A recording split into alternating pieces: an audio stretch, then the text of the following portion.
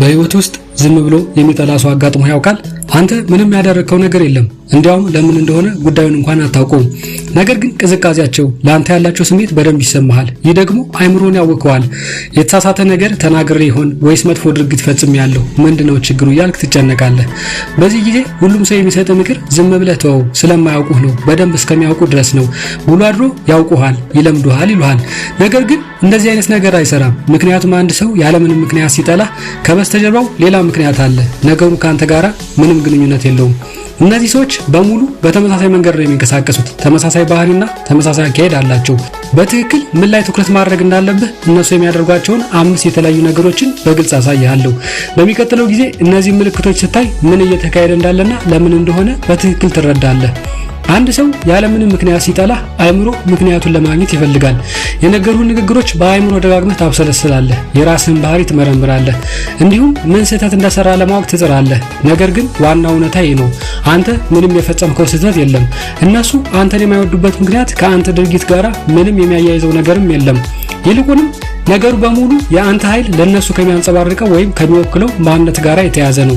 ምናልባትም አንተ በራስህ የምትተማመን ሰው ትሆናለህ። ይህ የአንተ ማንነት እነሱ በራሳቸው እንደማይተማመኑ ያስታውሳቸዋል። ምናልባትም አንተ ደስተኛ ትሆናለህ። የአንተ ደስታ የእነሱ መከራና የጭንቀት ህይወት አጉልቶ ያሳያቸዋል። ምናልባትም አንተ ስኬታማ ትሆናለህ። የአንተ ስኬት የእነሱን የበታችነት ስሜትና ያለመረጋጋት ይቀሰቅስባቸዋል። ጉዳዩ የእነሱ እንጂ ያንተ አይደለም። ሰዎች በዚህ መልኩ ስጋ ሲገባቸው ሁልጊዜም ተመሳሳይ ባህሪ ያሳያሉ። አንዴ ምን ማየት እንዳለበት ካወቅኩ በኋላ ምልክቶቹን ወዲያውኑ ታስተውላቸዋለህ። ከዚያም ነገሩን ወደው እንዳልሆነና ከግላዊነት ማየትና መበሳጨት ታቆማለህ። ምክንያቱም ምንም እንኳን በግልህ እንደተጠላ ሆኖ ቢሰማህም እውነታው ግን የግል ጉዳይ አለመሆኑን ትረዳለህ። አሁን ሰዎች ያለምንም ምክንያት ሲጠሉ የሚያሳዩአቸውን 5 ባህሪዎች በዝርዝር እንመለከታለን። አንደኛ፣ ካንተ ውጪ ለሁሉም ሰው ተግባቢ ናቸው። ይህ መጀመሪያ ልታስተውለው የሚገባህና ብዙ ጊዜ በጣም ግልጽ የሆነ ምልክት ነው። ከሌሎች ሰዎች ጋር ሲገናኙ ይስቃሉ፣ ይቀልዳሉ፣ ጨዋታውን ያደምቃሉ። አንተ ልትቀላቀል ስትል ግን በድንገት ነገሩ ሁሉ ይቀዘቅዛል። የፊታቸው ፈገግታ ይጠፋል፣ የአካባቢው መንፈስ ይቀየራል። ወይ ዝም ይላሉ አሊያ ጥለው ይሄዳሉ። አንተም እዚያ ቁመህ አሁን ምን ተፈጠረ ብለህ ግራ ትጋባለህ። ይህ የተመረጠ ጠላትነት ይባላል። ችግሩ ማህበራዊ ጭንቀት ወይም መጥፎ ስሜት ውስጥ መሆን ሳይሆን በተለየ በአንተ ላይ ያነጣጠረ መሆኑን እያሳዩ ነው።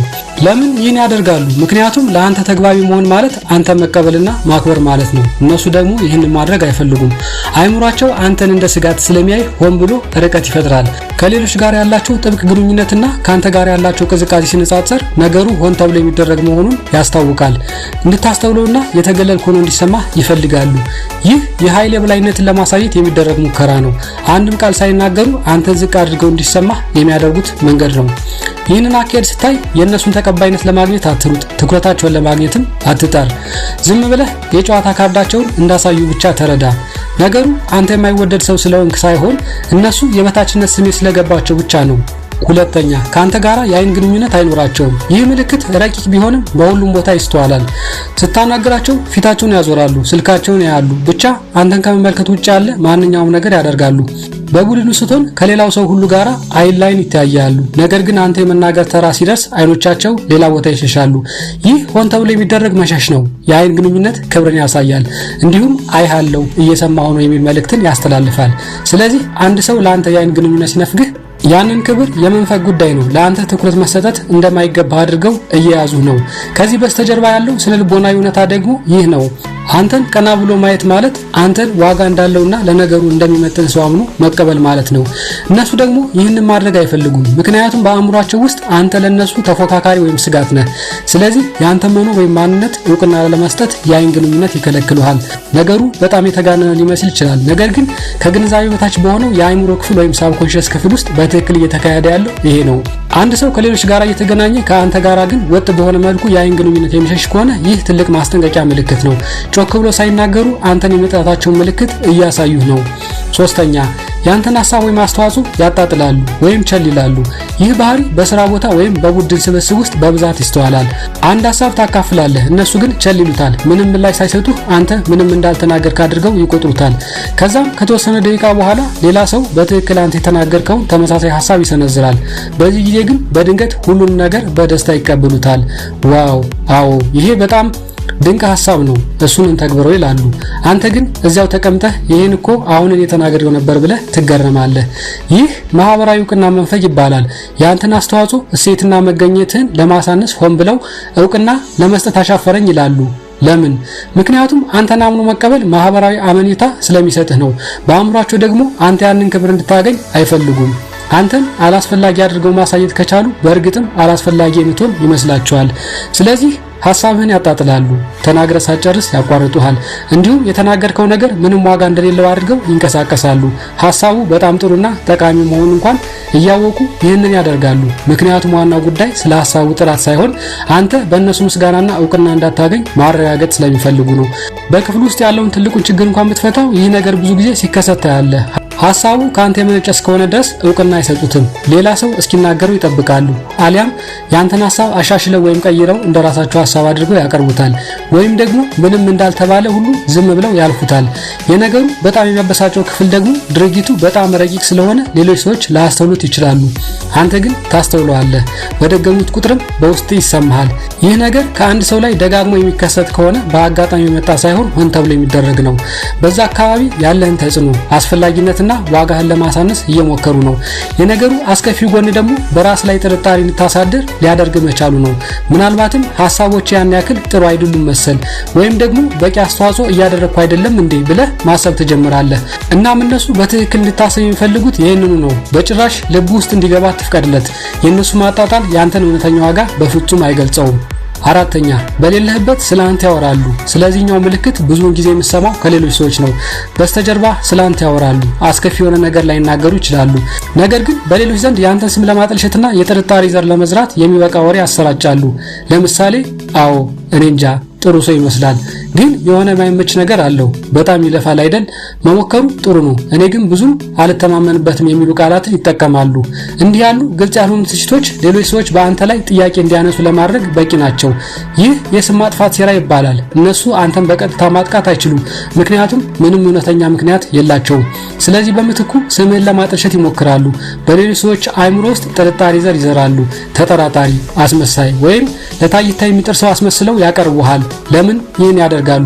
ምክንያቱም ሌሎች ሰዎች በአንተ ላይ ፊት ማዞር ከቻሉ አንተ በእነሱ ላይ የደቀንከው ስጋት ብቻቸውን መጋፈጥ አይኖርባቸውም።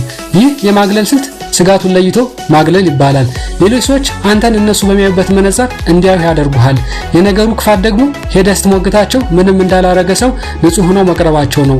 እኔ እንደዚህ አላደረኩም፣ በስህተት ተረድተኝ መሆን አለበት ይሉሃል። አሊያም ንግግሩን ይጠመዝዙታል። እንዲያውም እኔ እኮ ስላንተ እየተከራከርኩ ነበር፣ ጥሩ ሰው ይመስላል ብያለሁ ይሉሃል። ነገር ግን ከዛ ቀጥሎ ግን የሆነ የማይመች ነገር አለው ብሎ የጨመሩበትን ክፍል ይደብቁታል። የዚህ ባህሪ አስቸጋሪ ነገርየው በሙሉ በወሬ ላይ የተመሰረተ ስለሆነ ለማስረዳት በጣም ከባድ መሆኑ ነው። አንድ ሰው እንዲህ ያለ ብለህ ትሰማለህ እንጂ ተጨባጭ ማስረጃ ማቅረብ አትችልም። በትክክል እነሱ በዚህ መንገድ የሚያደርጉት ለዚህ ነው። ለነሱ ምንም አደጋ የሌለው አስተማማኝ መንገድ ስለሆነ በዚህ መንገድ ያለምንም ተጠያቂነት ያንተን ስም ማበላሸት ይችላሉ። አንድ ሰው አንተ በሌለህበት ስለ አንተ እንደሚያወራ ስትሰማና ያ ወሬ ሁልጊዜም አሉታዊ ወይም የሚያጠራጥር ከሆነ ይህ ሌሎች ሰዎች አንተን የሚያዩበትን መንገድ ለመቆጣጠር የሚደረግ ጥረት ነው። ምክንያቱም እነሱ በአንተ ላይ ያላቸው የውስጥ ስሜት መቆጣጠር አይችሉም። ብዙውን ጊዜ ለአንተ ዋጋ ያላቸው ሰዎች ነገሩን ቀድሞ ይረዱታል። ቢሆንም ግን እውነታውን ስታውቅ ነገሩ አንተን ማስከፋቱ አይቀርም። አምስተኛ፣ ሲሳካል ወይም ስኬታማ ስትሆን በግልጽ ምቾት ያጣሉ። ይህ የመጨረሻውና ሁሉም ነገር ቁልጭ አድርጎ የሚያሳይ ምልክት ነው። እድገት ታገኛለህ፣ የናፈከውን ግብ ትመታለህ፣ ወይም ሌላ መልካም ዜና ታበስራለህ። በዚህ ጊዜ ሌላው ሰው ሁሉ እንኳን ደስ አለህ እያለ ሲያጨበጭብልህ፣ እነሱ ግን ዝም ይላሉ፣ ይኮሳትራሉ፣ እንዲሁም ምቾት ያጣሉ። ምናልባትም በግዴታ እንኳን ደስ አለህ ሊሉ ይችላሉ፣ ነገር ግን ከልባቸው አለመሆኑ በደንብ ያስታውቃል። ፊታቸው ሁሉም ነገር ይናገራል። ለአንተ ፈጽሞ ደስተኞች አይደሉም፣ ይረበሻሉ። ይህ በስነልቦናው ዓለም የስኬት ቅናት ይባላል። ያንተ ስኬት የነሱን ስኬት አልባነት ያስታውሳቸዋል። ያንተ ደስታ የነሱን ደስታ ማጣት አጉልቶ ያሳያቸዋል። ስለዚህ በአንተ ከመነሳሳት ወይም ለአንተ ከመደሰት ይልቅ በራሳቸው ላይ ይበልጥ መጥፎ ስሜት ይሰማቸዋል። በዚህ ምክንያት ከአንተ ጋራ ደስታ ማክበር አይችሉም። ምክንያቱም ያንተ ማሸነፍ ለነሱ እንደ መሸነፍ ስለሚሰማቸው። እውነታው ግን እንደሱ አይደለም። ያንተ ስኬት ከነሱ ውድቀት ጋራ ምንም የሚያገናኘው ነገር የለም። ነገር ግን በእነሱ አይምሮ ውስጥ ሁለቱም የተቆራኙ ናቸው። ህይወትን ልክ እንደ ውድድር ነው የሚያዩት። እናም አንተ ስታሸንፍ እነሱ የተሸነፉ ይመስላቸዋል። ስለዚህ ለአንተ የሚሆንልህ እያንዳንዱ ነገር ለነሱ የተፈጠረ መጥፎ ነገር እንደሆነ ይሰማቸዋል። ይህንን ደግሞ ከሰውነት እንቅስቃሴያቸው ላይ ልታስተውሉ ትችላለህ። ያ የውሸት ፈገግታ ወሬውን ቶሎ ለማስቀየር የሚያደርጉት ጥድፊያ ወይም በድንገት ከውይይቱ ለመውጣትና ጥለው ለመሄድ የሚያደርጉት ሁኔታ ሁሉ ያጋልጣቸዋል። አለም ደግሞ ያገኘው ስኬት ለማሳነስ ይሞክራሉ። አሪፍ ነው ማለቴ እንደዛ አይነት ደረጃ መድረስ ያን ያክል ከባድ አይደለም ይሉሃል። በማንኛውም አጋጣሚ ያገኘውን ስኬት ማሳነስ ወይም ዝቅ ማድረግ አለባቸው። ምክንያቱም ስኬቱ ምን ያክል ትልቅ እንደሆነ አምነው ከተቀበሉ እነሱ ምን ያክል ወደ ኋላ እንደቀሩ እውነታውን መጋፈጥ ይኖርባቸዋል። ይህ እንግዲህ እጅግ በጣም ግልጹ ምልክት ነው። ጥላቻቸውን ካንተ ድርጊት ጋር ምንም ግንኙነት እንደሌለው የሚያረጋግጥልህ አንተ በፈጸምከው አንድ ስህተት የማዘን ስሜት ቢኖር እንኳን ያንተ ስኬት በጭራሽ አይጎዳቸውም ነበር። ነገር ግን በአንተ ማንነት እውነተኛው አንተ ስጋት ከገባቸው ያንተ ስኬት ያንን ስጋት ይበልጥ ትልቅ ያደርግባቸዋል። ስለዚህ በስኬት ይበሳጫሉ። ለመደበቅ ቢሞክሩ እንኳን መደበቅ አይችሉም፣ ያስታውቅባቸዋል። አንድ ሰው ወጥ በሆነ መልኩ አሉታዊ ምላሽ የሚሰጥ ከሆነ ለመደበቅ እንኳን ቢሞክር መደበቅ አይችልም፣ ያስታውቅባቸዋል። ይህ አንተ ትዕቢተኛ ስለሆንክ ወይም ደግሞ ራስን ስላገዘፍክ አይደለም። ይልቁንም እነሱ የራሳቸውን ያለመረጋጋትና የበታችነት ስሜት እየታገዱ ስለሆነ ነው። እውነቱን ለመናገር ነገሩን ስታስበው በጣም ያሳዝናል። ምክንያቱም በገዛ አእምሯቸው እስር ቤት ውስጥ በጣም ከመጠመዳቸው የተነሳ ለሌላ ሰው እንኳን መደሰት አይችሉም።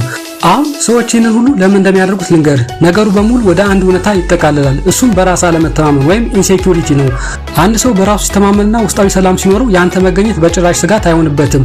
አንተ በራስ የምትተማመን ስኬታማ፣ ደስተኛ ወይም ማንኛውም ነገር ብትሆን ግድ የለውም። ምክንያቱም እነሱ በራሳቸው ማንነት ረክተዋልና። ነገር ግን አንድ ሰው በራሱ የማይተማመን ከሆነ አንተ ለሱ ልክ እንደ መስታወት ትሆናለህ። አንተ ያለ ነገር ሁሉ እነሱ የሌላቸው ማንነት በሙሉ ወደ እነሱ መልሶ ያንጸባርቅባቸዋል። እነሱ ደግሞ ያን ነጸብራቅ ማየት በጣም ይጠላሉ። ስለዚህ አንተ መጥላት ይጀምራሉ። ይህን የሚያደርጉት ደግሞ አንተ በሰራው ድርጊት ሳይሆን አንተ በውስጣቸው ስለምትቀሰቅሰው ነገር ነው። የገዛ ፍርሃታቸው፣ ውድቀታቸውና የደስታ ማጣታቸውን ስለምታስታውሳቸው። ይህ ውስጣዊ ችግራቸው በራሳቸው መንገድ ከመፍታት ይልቅ ወደ አንተ ይረጩታል። ችግረኛው አንተ እንደሆንክ አድርገው ይስሉሃል። ምክንያቱም በውስጣቸው ያለውን እውነተኛ ችግር ከመጋፈጥ ይልቅ አንተን ተጠያቂ ማድረግ በጣም ይቀላቸዋል። ነገሩን እስኪ በዚህ መልኩ አስበው። አንድ ሰው በህይወቱ በእውነት ደስተኛ ከሆነ ሌሎችን ለመጥላት የሚያስችል ጉልበትም ሆነ ፍላጎት አይኖረውም። የገዛ ህይወታቸውን መምራት፣ የራሳቸውን ስኬት መገንባትና ከሰዎች ጋራ በመደሰት ላይ በጣም ይጠመዳሉ። ነገር ግን አንድ ሰው ደስተኛ ካልሆነ፣ በራሱ የማይተማመንና በትግል ውስጥ ያለ ከሆነ የሌሎች ሰዎች ስኬት ለሱ ለማየት በጣም የሚያም ነገር ይሆንበታል። ያላቸው እጥረት፣ ያላሳኩት ግብና ያልሆኑት ማንነት ዘወትር የሚያስታውሳቸው ጅራፍ ይሆንባቸዋል። እናም ለዚህ ነው ይበልጥ ደግ በመሆን ጠንከር በመስራት ወይም ራስን ለማስረዳት በመሞከር ይህን ችግር ልትፈታው የማትችለው። ምክንያቱም ነገሩ ከአንተ ጋር ምንም ግንኙነት የለውም፣ መቼም ሊኖረው አይችልም።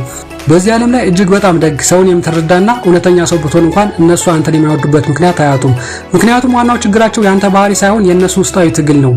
እነሱ ያንን ውስጣዊ ችግራቸውን እስካልፈቱ ድረስ አንተ የምታደርገው ምንም ነገር እነሱ ላንተ ያላቸውን አያያዝ አይቀይሩም። ታዲያ በአንድ ሰው ላይ እነዚህ ባህሪያት ስልቶችን ስታስተውል ምን ማድረግ አለብህ?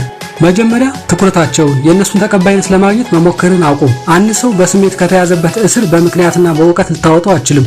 የእነሱ ጥላቻ ምክንያታዊ አይደለም። ስለዚህ ምክንያታዊ የሆኑ መፍትሄዎች አይሰሩም። ከመጠን በላይ ደግ መሆን አይረዳህም። ዋጋህን ለማስረዳት መጣርም አይጠቅም። ሄዶ መጋፈጥም ቢሆን በጭራሽ መፍትሄ አይሆንም። ዝም ብለህ ይህ ሰው እንደማይወድህ በቃ ተቀበለው። ይህ ደግሞ ችግር የለውም። ሁሉም ሰው ሊወድህ አይችልም። በተለይ የእነሱ ጥላቻ ስለ አንተ ሳይሆን ስለ እነሱ ማንነት ይበልጥ በሚናገርበት ሁኔታ ውስጥ። በሁለተኛ ደረጃ ነገሩን በግል አትውሰደው ወይም አትቀየም። ይህንን ማድረግ ከመናገር ይልቅ በተግባር እንደሚከብድ አውቃለሁ። ነገር ግን እዚህ ጋር በትክክል ምን እየተካሄደ እንዳለ አስታውስ። እነሱ ምላሽ እየሰጡ ያሉት ለአንተ ሳይሆን ለራሳቸው በታችነትና ያለመረጋጋት ስሜት ነው። አንተ ቀስቃሹ እንጂ ዋናው መሲህ አይደለህም። ይህንን ሁኔታ ወደ ውስጥ ስታሰርጸው የእነሱ ባህሪ በአንተ ላይ ያለው ኃይል ተጽዕኖ ያበቃል። ሶስተኛ ደረጃ ዘወትር ራስህን ሁን። እነሱ ምቾት እንዲሰማቸው ለማድረግ ስትል ማንነትን አትለውጥ። የአንተ መብራት ስለረበሻቸው ብቻ የራስህን ብርሃን አታደብዝዝ። ስኬታማ መሆንን ቀጥልበት። በራስ መተማመንን እንዳታቆም። እንዲሁም ሁልጊዜ በራስ እውነተኛ ማንነት መገኘትን አታቋርጥ። ምክንያቱም የነሱ የበታችነትና የውስጥ ስሜትን ለማስታገስ ስትል ራስን የምትቀይርበት ቅጽበት አንተ ትሸነፋለህ። እነሱ ግን አሁንም ቢሆን አንተን መጥላታቸውን አይተውም። ታዲያ ለምን ትጨነቃለህ? ዝም ብለህ የራስህን ማንነት ያዝ። እነሱ ምቾት ካጡ ይጡ። ይህ የነሱ እንጂ ያንተ የቤት ስራ አይደለም። በአጠቃላይ አንድ ሰው ያለምን ምክንያት አንተ ሲጠላ እነዚህ ከላይ የተነጋገርንባቸውን 5 ባህሪያት አስተውል። ካንተ ውጪ ለሁሉም ሰው ተግባቢ መሆን፣ የአይን ግንኙነት መሸሽ፣ የተናገርከውን ሐሳብ ማጣጣል፣ በስተጀርባ ወይም በሌለበት ስለአንተ ማውራት፣ በስኬት ላይ የቅናት ወይም ብስጭት ስሜት ማሳየት። እነዚህ አካሄዶችን ስታይ ምን እየተካሄደ እንዳለ በትክክል ትረዳለህ። ነገሩ ስላንተ ሳይሆን ስለነሱ የበታችነት ስሜት መሆኑን። እናም አንዴ ነገሩን ቁልጭ አድርገህ ስታየው አይምሮህን ማወቁን ያቆማል። በራስ ላይ ጥርጣሬ ማሳደርህን ታቆማለህ። እንዲሁም ያልተሰበረውንና ያልተበላሸውን ነገር ለመጠገን ከመልፋት ትገላገላለህ። ዝም ብለህ ማንነታቸውን ትረዳለህ፣ ከዛም አልፈው ትሄዳለህ። እናም አስታውስ፣ አንድ ሰው ያለምንም ምክንያት ሲጠላህ ጉዳዩ ጨርሶ እንደማያሳስብህ ከማሳየት ውጪ ሌላ ምንም ምክንያት አትስጣቸው። ስለተከታተላችሁኝ ከልብ አመሰግናለሁ። በሚቀጥለው ጊዜ እስከምንገናኝ ድረስ ሰብስክራይብ፣ ላይክ እና ሼር ማድረግ እንዳትረሱ።